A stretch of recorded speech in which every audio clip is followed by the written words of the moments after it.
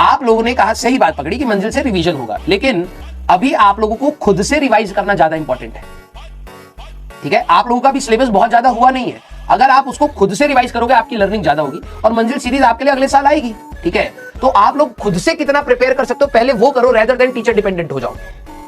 ठीक है, दूसरी बात, जो बच्चे बैकलॉग की बात कर रहे हैं, प्लीज अगर दो तरीके की तैयारी है, मंजिल सीरीज का पर्पस आपको मैं बहुत क्लियरली बता रहा हूं, that is for last revision with teachers. ठीक है, जिन बच्चों की तैयारी ऑलमोस्ट टू द एंड है, कुछ कुछ चीजें छूट जाती है, जैसे आप लोग भी अभी तैयारी कर रहे हैं, कुछ कुछ चीजें आपकी छूटेंगी, लेकिन लास्ट में अगर वही चीज बच्चा खुद से करता है तो डायरेक्शन लेस हो जाता है। तो टीचर का एक सपोर्ट रहता है कि आखिरी में मेन नहीं, पूरा ही चैप्टर एक बार अच्छे से पढ़ा दिया जाए, क्वेश्चंस कुछ करा दिया जाए, पीवाईक्यूज बता दी जाए, इंपॉर्टेंट क्वेश्चंस करा दिया जाए, वो पर्पस होता है। तो उसमें थोड़ी सी स्पीड रहती है। जो 11th क्लास का बच्चा पहली बार उस चैप्टर को पढ़ने की कोशिश करेगा तो वो समझ आएगा, क्योंकि मेरे को पता है सारे टीचर्स बढ़िया है, वो बेसिक से ही पढ़ाएंगे, समझ आएगा। लेकिन लिटरली बता रहा हूं, सवाल आप नहीं लगा पाओगे। बिलीव मी, मंजिल सीरीज से इंपैक्ट 12वीं क्लास और ड्रॉपर क्लास के लिए होगा, क्योंकि उन्होंने कहीं ना कहीं एक बार चैप्टर पढ़ रखा है। जो फिलर्स का काम है, क्योंकि कुछ टॉपिक अच्छे से समझ नहीं आए, कुछ टॉपिक के क्वेश्चन कभी नहीं लगाए, कुछ टॉपिक से पीवाईक्यूज कभी नहीं देखे, उनको उसका इंपैक्ट फील होता है। ठीक है, that's why it is important. But 11th class के बच्चे के लिए आइडियली अगर मैं बात बोलूं तो you have to be focused in your class. अगर आपके पास एक बैच है विच इज ऑनगोइंग बैच,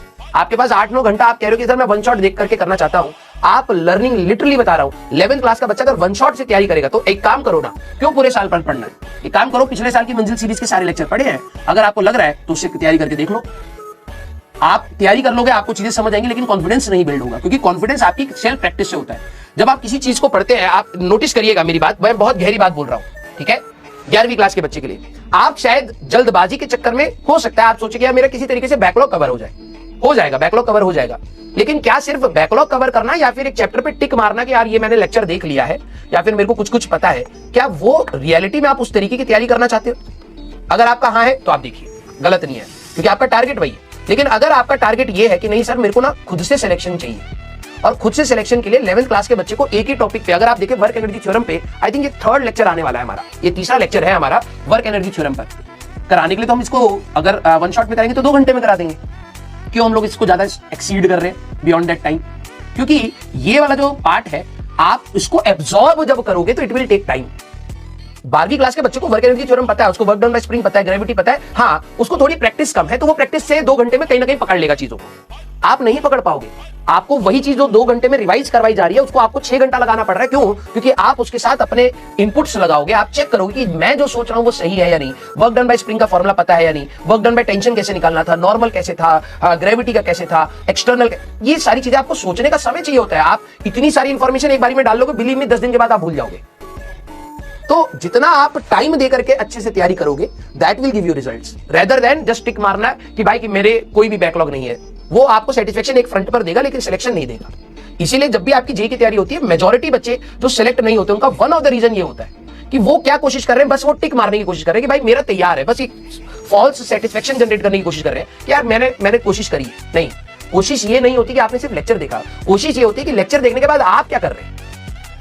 आपकी सिलेक्शन का 15% क्रेडिट ऑल टीचर्स को जाएगा, 15%, मैक्स टू मैक्स 20, सारे टीचर्स का कॉम्बिनेशन, आपके पेरेंट्स का भी कॉम्बिनेशन, मतलब पेरेंट्स भी है, आपका फ्रेंड सर्कल भी है, आपके टीचर्स भी हैं, आपकी किताब भी है, आपकी पीवाईक्यू, सब कुछ मिला लोगे तो 20% में निपट जाएगा। मेजॉरिटी 80% पता है कहां से आ रहा है? आपसे आ रहा है। बच्चे क्या सोचते हैं कि यार मेरे को वो टीचर मिल जाए, वो बैच मिल जाए, वो लेक्चर मिल जाए, वो नोट्स मिल जाए, वो किताब मिल जाए, ये डीपीपी मिल जाए, ये मॉड्यूल मिल जाए, मेरी तैयारी हो जाएगी। सारी चीजें मैं अगर आपको दे दूं, सभी के पास अगर ये अवेलेबल भी हो, सबका सिलेक्शन नहीं होगा। सर सीट्स कम है, नहीं, मार्क्स भी नहीं आएंगे। सीट्स तो कम है ही, अगर मैं सबको एक पर्टिकुलर फॉर्मेट में सारा कंटेंट दे दूं, क्या सबके मार्क्स सेम आ जाएंगे? नहीं आएंगे। रीजन पता क्या है? क्योंकि वो जो 80% है that contributes majority part of your preparation, वो सबका सेम नहीं होगा। अगर सबका सेम होगा, मार्क्स सेम आने लग जाएंगे। तो आपको ये चीज इंट्रोस्पेक्ट करनी है बेटा कि आप 11th क्लास में उस रास्ते पर मत चलिए जो आपको अभी आसान लग रहा है। आप टफ रास्ता ढूंढिए, and that is by practice. ठीक है, क्योंकि टफ रास्ता आपको ज्यादा सिखाएगा रेदर देन इजी रास्ता।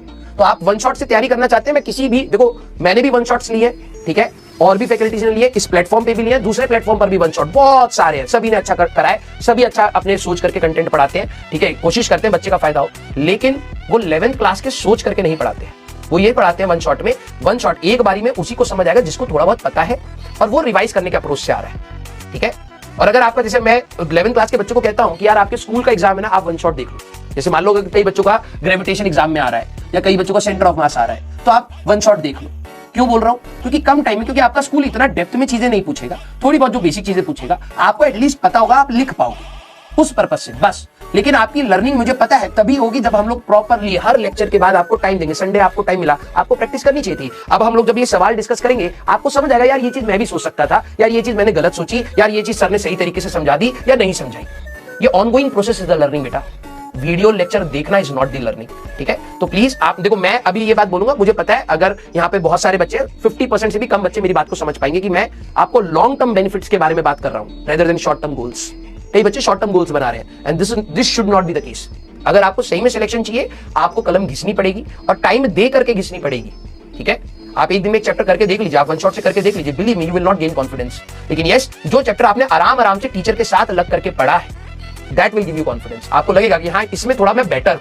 100% सवाल कभी नहीं होंगे, कभी नहीं होंगे, लेकिन यस आपको हमेशा कॉन्फिडेंस आएगा कि यार हाँ ये चैप्टर मेरे को सर ने 1 महीने तक आराम से बताया है, तो मेरे को थोड़ी थोड़ी सी चीज समझ आई है, मैं ट्राई कर रहा हूं, कुछ कुछ सीख लिया। वही 8-9 घंटे में करके देख लीजिए, आपको नहीं इंपैक्ट फील होगा।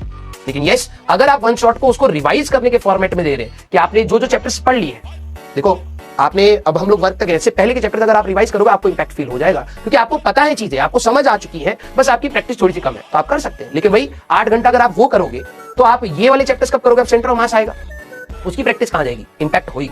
तो प्लीज आप लोग वन शॉट्स के पीछे मत दौड़िए बेटा, ठीक है? आपका समय आएगा, आपके लिए भी अगले साल आएगा, तो आप लोग उस समय रेडी रहना कि हाँ सर हम मेजॉरिटी चीजें रिवाइज करके बैठे हुए हैं, अब आप रिवाइज कराइए तो हम लोग चीजें वहां से सीख लेंगे। समझ आई बात?